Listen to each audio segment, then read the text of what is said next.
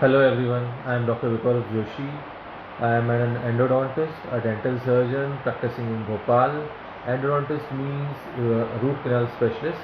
Routine dental practice में सबसे ज़्यादा पूछे जाने वाला क्वेश्चन यही होता है कि आप एज अ डेंटल सर्जन कौन सा टूथपेस्ट यूज़ करते हैं या मुझे एज अ पेशेंट कौन सा टूथपेस्ट यूज़ करना चाहिए। अगर मैं टूथपेस्ट पे बात करना स्टार्ट करूं तो घंटों बात कर सकते हैं। तो व्हाट आई हैव डिसाइडेड कि मैं छोटे छोटे टॉपिक्स लेकर के टूथपेस्ट के और करीब 10 वीडियोस 5 से 10 मिनट के बनाकर उस टॉपिक को ख़त्म करूँगा। तो very first topic which I am talking about under toothpaste would be edible toothpaste. Edible toothpaste, as the name suggests, are not meant to be eaten. Rather, they are safe to be swallowed. General toothpaste से edible toothpaste कैसे different है अपन समझे थोड़ा। General toothpaste में अगर आप देखेंगे composition उसका, तो उसमें सोप है, डिटर्जेंट्स है एक, दूसरा उसके अंदर बहुत सारे कलर्स हैं, तीसरा उसमें बहुत सारे प्रिजर्वेटिव्स हैं, काफ़ी दूसरे केमिकल्स भी होते हैं, फॉर एग्जांपल ट्राइक्लोजन, फ्लोराइड्स, बहुत सारी चीज़ें हैं विच आर नॉट सेफ जगह अगर आप उनको सॉलो कर लेते हो तो। Edible toothpaste, on the other hand, are made up of enzymes, oils, certain herbs. certain herbs बोल रहा हूँ मैं, आयुर्वेदिक टूथपेस्ट की बात नहीं कर रहा हूँ। उसके बाद कुछ प्रोबायोटिक्स भी यूज़ होते हैं इसके अंदर, जो कि लॉन्ग टर्म में अगर पेशेंट उसको सॉलो करता है रोज़ाना काफ़ी सालों तक भी, तो भी कोई टॉक्सिक इफ़ेक्ट या मेजर साइड इफ़ेक्ट्स नहीं देखे गए हैं इनमें। Now we'll talk about indications. Total करीब 5 ग्रुप्स हैं जिनको एडिबल टूथपेस्ट की आवश्यकता है नॉर्मल टूथपेस्ट के बदले। पहला ग्रुप आता है उन बच्चों का जो अभी ब्रश करना सीख रहे हैं और पेस्ट को स्पिट नहीं करते, सॉलो कर लेते हैं, पहली छोटे बच्चे। नंबर 2, वो स्पेशली एबल्ड बोलूँगा मैं, जिनको इतनी समझ नहीं होती कि हमको पेस्ट को स्पिट करना है, उनकी उम्र कितनी भी हो, उनकी समझ थोड़ी डिफरेंट होती है, स्पेशली एबल्ड चाइल्ड्स जो होते हैं उनको।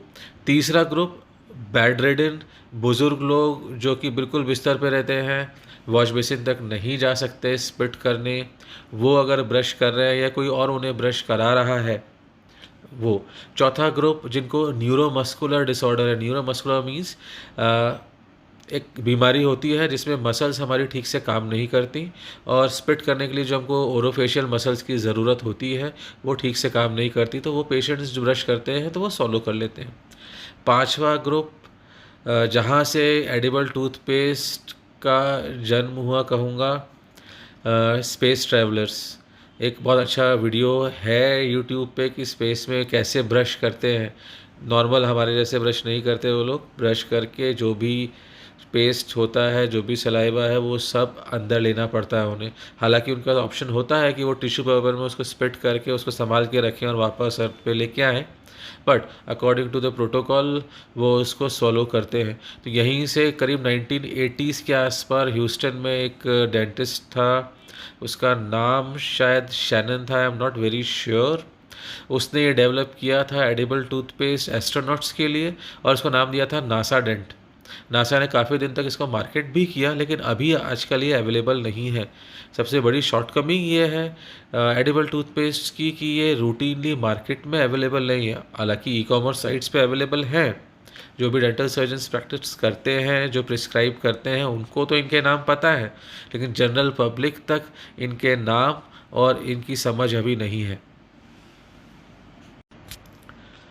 मैंने अवेलेबिलिटी की बात कही। 3 टूथपेस्ट, एडिबल टूथपेस्ट के नाम मैं आपको बताऊंगा जो कि जनरली अवेलेबल है ई कॉमर्स साइट्स पे। दूसरा, इनके ऊपर बहुत सारी स्टडीज़ भी हो चुकी हैं, तो कंपैरेटिवली बहुत, वैसे तो बहुत सारे टूथपेस्ट है, ये 3 कंपैरेटिवली उनमें भी सेफ है क्योंकि इन पर काफ़ी स्टडीज़ हैं। पहला नाम है किड्सेंस यूएस की कंपनी है, young living essential oils USA. दूसरा है ब्राउनिंग B&B, ये साउथ कोरियन कंपनी है। तीसरा है वाइसोंग प्रोबायोडेंट। ये भी यूएस की ही कंपनी है, लेकिन ये तीनों टूथपेस्ट जो हैं आप अगर ऑनलाइन सर्च करेंगे तो आपको ई कॉमर्स साइट पे या उनकी पर्सनल वेबसाइट्स पे मिल जाएंगे और इजीली आप इनको मंगवा भी सकते हैं। इसके अलावा भी काफ़ी सारे एडिबल टूथपेस्ट अवेलेबल हैं जिनको आप थोड़ा सा स्टडी करके उनके जो स्टडीज़ ऑलरेडी आर्टिकल्स पब्लिश्ड हैं उनको देख के यूज़ कर सकते हैं। बेटर होगा आप अपने डेंटिस्ट अपने जिनको आप दिखाते हैं उनकी सलाह लें, फिर ही कोई सा एडिबल टूथपेस्ट यूज़ करें। मैं किसी भी पेस्ट की मार्केटिंग नहीं कर रहा, बस मैं एडिबल टूथपेस्ट का कंसेप्ट आप तक पहुंचाना चाहता हूं। अब अपन बात करते हैं इनकी शॉर्टकमिंग्स पे, क्या प्रॉब्लम्स हैं इनमें क्योंकि इतने वायबल नहीं है ये इकोनॉमिकली कि मार्केट में दुकानों पर इजीली अवेलेबल हों।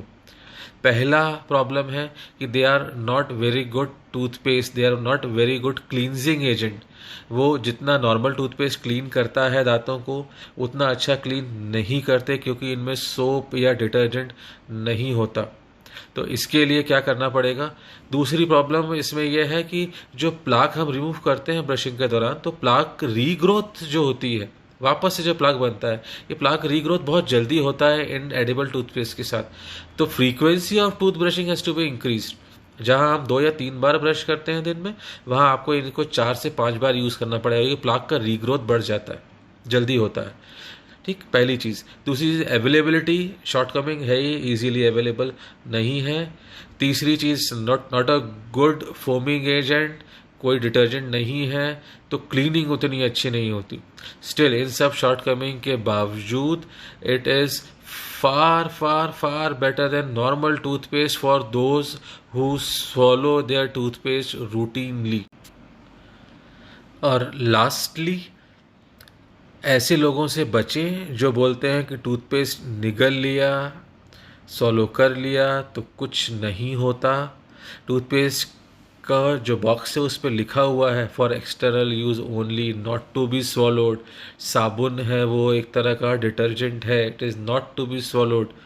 ऐसे लोगों से बचें जो कहते हैं कि निगलने से टूथपेस्ट कुछ नहीं होता। बहुत कुछ होता है, इसमें बहुत सारी चीज़ें हैं जो कि इवन कार्सिनोजेनिक है, कैंसर कॉजिंग है।